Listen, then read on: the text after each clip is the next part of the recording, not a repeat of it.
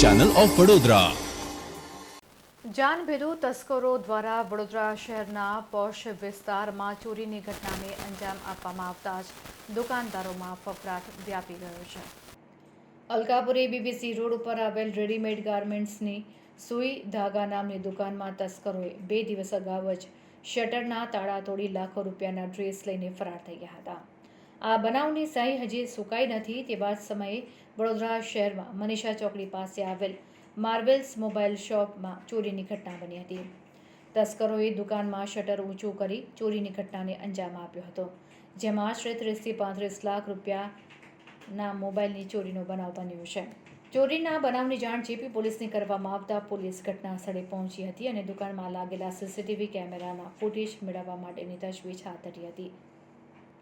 જોકે પોશ વિસ્તારમાં અવારનવાર થતી દુકાન ચોરીના બનાવને લઈને દુકાનદારોમાં અસલામતીની લાગણી સાથે પોલીસની રાત્રે નાઇટ પેટ્રોલિંગ સામે પણ અનેક પ્રશ્નો ઉઠ્યા છે અને પોલીસની ધરાર બેદરકારીના આક્ષેપો દુકાનદારો દ્વારા કરવામાં આવી રહ્યા છે, જેમાં જેપી પોલીસ સ્ટેશનને જાણ કરવામાં આવતા જેપી પોલીસ ઘટના સ્થળે પહોંચી હતી અને આગળની કાર્યવાહી હાથ ધરવામાં આવી છે.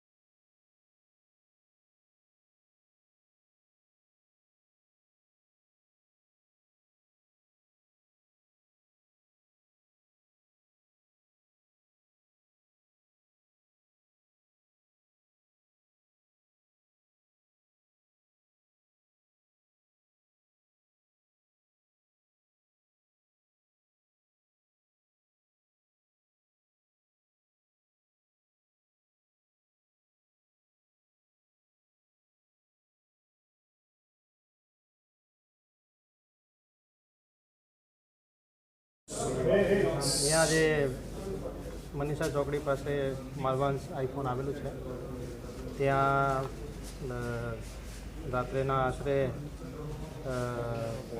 12:30 પછી 1 થી 2 વાગ્યાના વચ્ચે દુકાનમાં ચોરી થયેલી છે. આમાં મેક્સિમમ જે આઈફોન, સેમસંગના ફોન અને જે આઈવોચ અને ગૂગલ પ્રોના ફોન એ બધા ચોરાઈ ગયા છે. ટોટલ 32 લાખ જેટલા ફોન અને સ્માર્ટ વોચેસની ચોરી થઈ છે. અને અહીંયા સીસીટીવીમાં જોતાં 2 લોકોએ ટુ વ્હીલર ઉપર આવતા દેખાય છે અને દુકાનમાં ફરતા 15 થી 20 મિનિટમાં આખી ચોરી કરીને અહીંયાથી જાય છે. તો હવે અમે લોકોએ આગળ અમારા ટેકનિકલ અને હ્યુમન ઇન્ટેલિજન્સ ટેકનિકલ સર્વેલન્સ માધ્યમથી આમાં ડિટેક્શનની કામગીરી ચાલુ કરી દીધી છે. અલગ અલગ દિશાઓમાં અમે લોકો ટીમ મોકલી આપી છે અને જુદા જુદા એંગલથી જૂના કોઈ કસ્ટમર અહીંયા આવ્યા હોય બધી તપાસ અમે કરી છે. 4 થી 5 તસ્કરો આવે છે, તો શું લાગે છે આપને થોડી સમય પર પોલીસને થોડું? હા, હવે જે આ મુખ્ય રોડ માર્ગ છે અને આમાં ધારો કે રાતના મોડા સુધી નાગરિકોની પણ અવરજવર ચાલુ થતી હોય છે, તો અમે લોકોએ અહીંયા વધારે વોચ રાખવાના છીએ. જે મનીષા ચોકડી જે આવતા તહેવારોના અનુલક્ષે પણ અમે લોકોએ નાઇટ આઉટ અને પેટ્રોલિંગ આ વિસ્તારમાં વધારવાના છે. સર, આમાં કોઈ આંતરરાજ્ય ટોળકી સંકળાયેલી કંઈ સ્થાનિક ટોળકી સંકળાયેલી? હવે એમાં અમે લોકોએ આઈએમઆઈ નંબર જે છે, આ આઈએમઆઈ નંબર અમે મિનિસ્ટ્રી ઓફ ટેલિકમ્યુનિકેશનની વેબસાઇટ ઉપર જે CEIR પોર્ટલ છે આમાં નાખવાના છીએ. જેથી શું થશે કે જેટલા પણ આઈફોન અથવા સ્માર્ટ વોચેસ ચોરાઈ ગઈ છે જ્યારે પણ એક્ટિવ થશે તો એની તરત જ અમને ખબર મળી જશે. જેમ કે અગર આંતરરાજ્ય ગેંગ જે આમાં સક્રિય હોય તો આમાં અમને ખબર પડી જશે કે ફોન કઈ જગ્યા છે. જેમ કે અગર મધ્યપ્રદેશમાં હોય, રાજસ્થાનમાં હોય, ગુજરાતમાં કોઈ જગ્યાએ મારા અથવા ઇન્ડિયાના કોઈ પણ કોણામાં હોય તો જે ભારત સરકારની જે વેબસાઇટ છે CEIR પોર્ટલ, આથી અમને તરત જ માહિતી મળી જશે અને આ જે પણ ફોન ચોરાયા છે આ કંઈ પણ વાપરાઈ શકાય નહીં. એવી રીતે અમે લોકોએ આમાં કામગીરી કરવાની સાહેબ, એવું લાગી રહ્યું છે કે કોઈ પણ રીતે એમાં રેકી કરીને પહેલાંથી રેકી કરીને પછી ચોરીનો બનાવ. તો એટલા માટે અમે લોકોએ જે CCTVના જેટલા એમના ડેટા છે એનાલિસિસ કરવાના છે કે ભાઈ કોઈ એવા મૂવમેન્ટ છેલ્લા 2-3 દિવસમાં એવા કન્ટિન્યુઅસ મૂવમેન્ટ થયા છે કે નહીં. તો આ બધું તપાસનો મુદ્દો છે જે અમારે કરવાના છે. આશરે 30 થી 35 લાખની વચ્ચે ચોરી થઈ છે. કેટલા આરોપી દેખાય છે? એમાં 3 આરોપી છે. એક બહાર ઊભો છે, 2 અંદર આવ્યા હતા એવું દેખાય છે. હવે કેટલા છે ખબર નહીં. ટોટલ એ લોકો આગળ પાછળ કોણ હતું કોઈની એટલે પાકું નથી.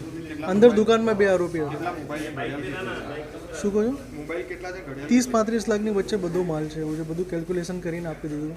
પોલીસ આવી હા, પોલીસ તો સવારે પહેલાં તરત જ 5 મિનિટમાં આવી ગઈ હતી. ફોન કર્યો એટલે પહેરેલા દેખાય છે તસ્કરો CCTV. એક વ્હાઇટ ટી શર્ટ પહેરી છે, શર્ટ પહેર્યો છે, બીજાએ બ્લેક કલરની ટી શર્ટ પહેરી છે, બંને બ્લુ કલરની જીન્સ પહેરી છે, સ્પોર્ટ્સ શૂઝ છે. એટલે એકદમ રીડા ગુનેગાર હોય ને એવી રીતના જ છે.